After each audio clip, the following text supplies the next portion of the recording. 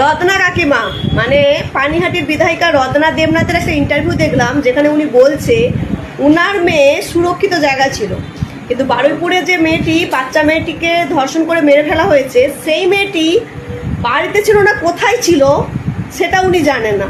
বুঝতে পারছেন?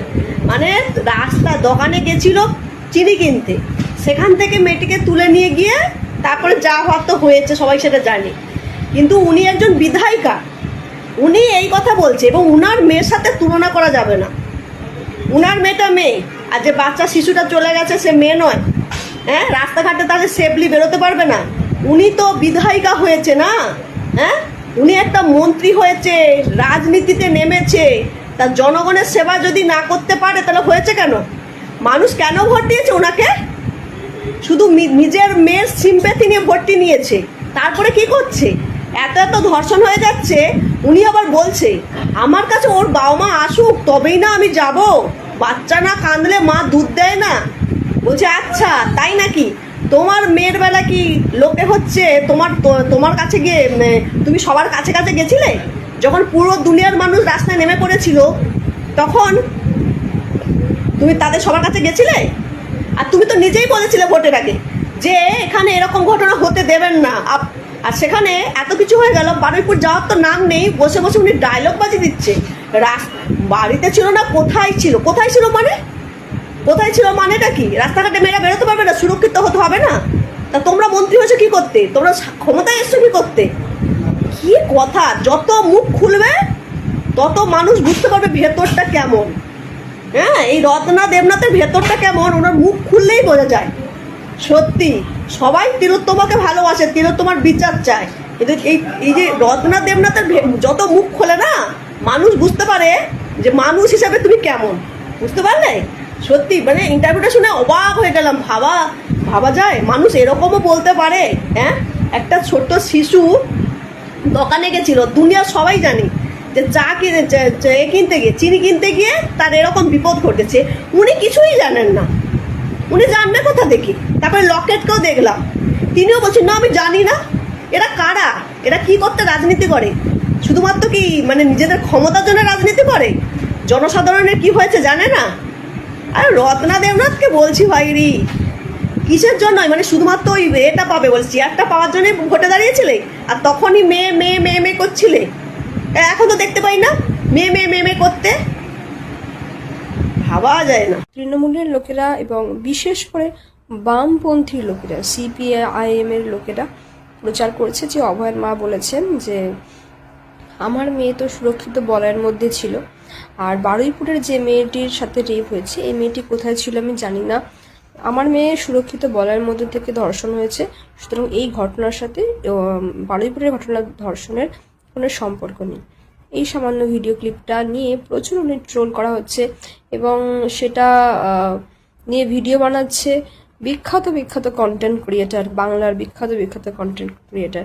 বিখ্যাত এই জন্যই বলছি, তাদের মিলিয়নে ফলোয়ার্স এবং লাখ লাখ ভিউ হয়, সুতরাং স্বাভাবিকভাবে তারা যখন ট্রোল করছে তখন সেইভাবে ভিউ হবে। একবার ভিডিওটা ক্লিপটা দেখে নেব।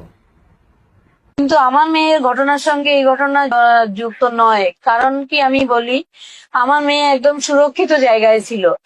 এই মেয়েটা বাড়িতে ছিল না বা কোথায় ছিল আমি ঠিক জানি না, কিন্তু আমার মেয়ে একদম সুরক্ষিত বলয়ের মধ্যে ছিল। শুনলেন ভিডিওটা খুব ভালো করে। এখন এই ভিডিওটাকে নিয়ে ওনাকে ভীষণভাবে ট্রোল করা হয়েছে। স্বাভাবিকভাবে এইটুকু অংশ নিয়ে যদি কেউ প্রচার করে তাহলে ট্রোল তো হবেই, কারণ এখানে ওনার প্রত্যেক কথায় কথা যদি উনি বলেন আমার মেয়ের ঘটনার সাথে এই ঘটনার কোনো সম্পর্ক নেই, সব মানুষেরই রাগ হবে। আর যারা বলছে যে আমরা কিন্তু রাত দখল করেছিলাম, আমরা আরজি করে সাপোর্ট করেছিলাম, কিন্তু ওনাকে দেখে আমরা আর এটাকে সাপোর্ট করব না, কারণ উনি মেয়ের লাশের উপর দিয়ে রাজনীতি করছেন। এবার যারা এই কথাগুলো বলছে তারা বামপন্থী এবং তারা সাপোর্ট এই জন্যই করেছিল এই যে তারা লাশটা আটকেছে আরজি কর কাণ্ডে, এটাকে নিয়ে তারা রাজনীতি করবে। কিন্তু তাদের মুখে ঝামা ঘষে দিয়ে অভয়ের মা বিজেপিতে যেই যোগদান করলো, স্বাভাবিকভাবে তাদের ভীষণভাবে একটা রাগ হলো যে যেটাকে নিয়ে আমরা ভেবেছিলাম আমরা রাজনীতি করব, আমরা ফায়দা তুলব, সেই ফায়দাটা লাভের গুড় অন্য কেউ খেয়ে যাচ্ছে। সুতরাং ওনাকে নিয়ে ভীষণ বাজে বাজে ট্রোল করা হচ্ছে, বাজে কথা বলা হচ্ছে। এবার দেখে নেব যে উনি আসলে কি কথাটা বলেছেন। পুরো ভিডিও ক্লিপটা, যারা সামান্য কিছু অংশ কেটে নিয়ে ভিডিও দেখাচ্ছে সেটা না দেখে পুরো ভিডিওটা ক্লিপটা দেখবো যে উনি আসলে কি বোঝাতে চেয়েছেন। মেয়েরা যদি সুরক্ষিত হতো এরকম ঘটনা তো ঘটতো না। কেন ঘটবে এরকম একটা ঘটনা? ঘটনা ঘটার পরে তদন্ত হবে, অপরাধীরা ধরা পড়বে, সাজাও পাবে, কিন্তু মা বাবার কি পাবে বলুন তো? মা বাবা তো কিছুই পাবে না। ওই মেয়েটা তো আর মা বাবার কাছে এসে মা বাবা বলে ডাকবে না।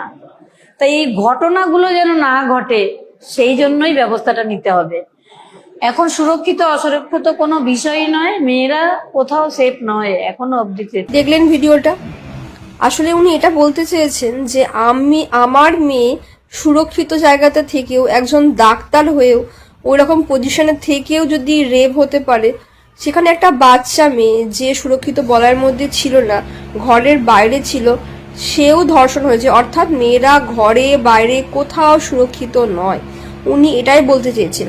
এই ঘটনার সাথে ওই ঘটনার মিল নেই, এই জন্যই বলতে চেয়েছেন যে একটা মেয়ে যদি সুরক্ষিত জায়গাতে থেকেও, একটা পজিশনে থেকেও, ভালো জায়গাতে থেকেও রেপ হতে পারে, সেখানে ঘরের বাইরে মেয়েদের জন্য কতটা মারাত্মক, কতটা ভয়ঙ্কর, এটাই উনি বোঝাতে চেয়েছেন।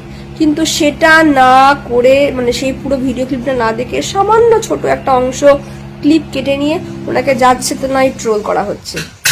আমি এখানে বিজেপি সিপিএম কাউকে আমি মানে সাপোর্ট করার কথা বা বিরোধিতার কথা বলছি না, কিন্তু অভয়ের মা একজন, উনিও তো একজন মেয়েকে হারিয়েছেন। আর এটা স্বাভাবিক কথা যে উনি কোনো রাজনৈতিক ব্যক্তিত্ব নয়। আপনি আমার বা আপনার ঘরের বা আমার ঘরের মাদের একটা কথা চিন্তা করুন, তারা কি ক্যামেরার সামনে বা সবার সামনে সেইভাবে কথা বলতে পারে? তাদের কি সেইভাবে কথা বলার অভ্যাস আছে? উনি কতদিন হলো রাজনীতিতে এসছেন, উনি ওনার মেয়ের বিচারের জন্য, বিচারের আশাতে রাজনীতি জয়েন করেছেন, কিন্তু উনি তো কোনো রাজনৈতিক ব্যক্তিত্ব নয়। স্বাভাবিকভাবে ওনার সেইভাবে কথা বলার ভাঁজ নেই, উনি সেইভাবে কথা বলতে পারেন না। ওনাকে স্ক্রিপ্ট দেখে কথা বলতে হয়, কারণ উনি অভ্যস্ত নন। এখন যেহেতু রাজনীতিতে এসছেন, ওনাকে বলতে হবে, তাই ওনাকে স্ক্রিপ্ট দেখে বলতে হচ্ছে, তো সেটাকে নিয়ে উনি ট্রোল হচ্ছেন। ঠিক আছে, ওনাকে ট্রোল করা হচ্ছে, কিন্তু যখন দেখানো হচ্ছে একটা ভিডিও ক্লিপটা তো পুরোটা দেখানো হবে, কিন্তু সেটা নয়।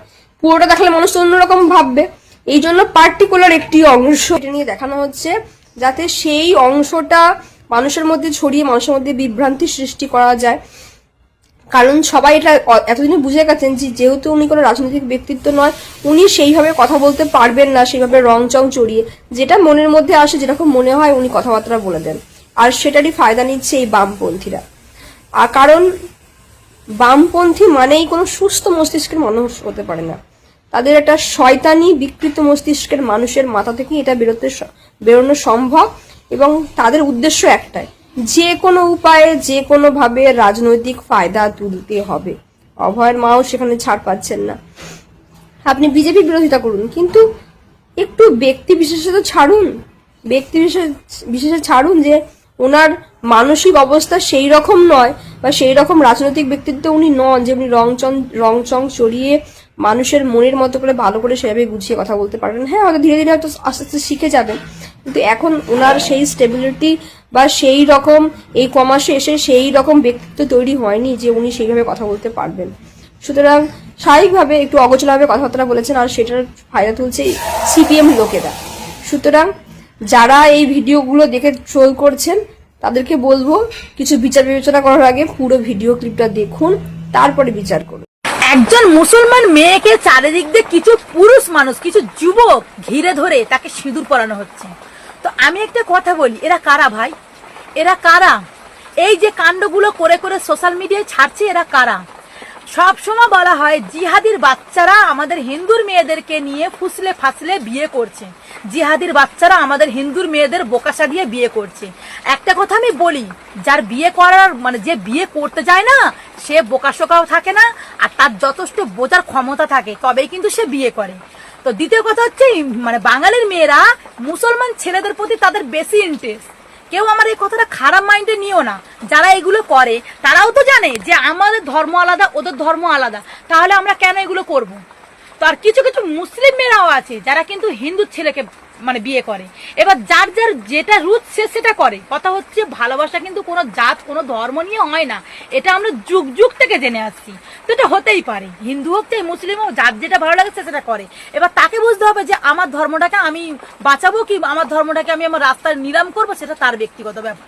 কথা হচ্ছে এই যে মেয়েটাকে সবাই মিলে ধরে জোর জবরদস্তি সিঁদুর পরানো হচ্ছে, এটা কি ঠিক কাজ করছে? আমি তোমাদের কাছে বলছি, এটা কি ঠিক কাজ করছে? দেখো আমার কিন্তু এই ধরনের কন্টেন্ট নয়, তারপরেও আমি যে অন্যায় সহ্য করতে পারি না। এই সোশ্যাল মিডিয়ায় যখন থেকে মানে দেখছি, দেখে দেখে দেখে দেখে আমরাও পারছি না, কারণ যেহেতু আমরাও তো একটা মহিলা, আমরাও তো রাস্তাঘাটে বের হই, আমাদেরও তো বোনরা মারা রাস্তাঘাটে বের হয়। তো এই ধরনের কাজ যারা করছে তারা কি এগুলো ঠিক করছে?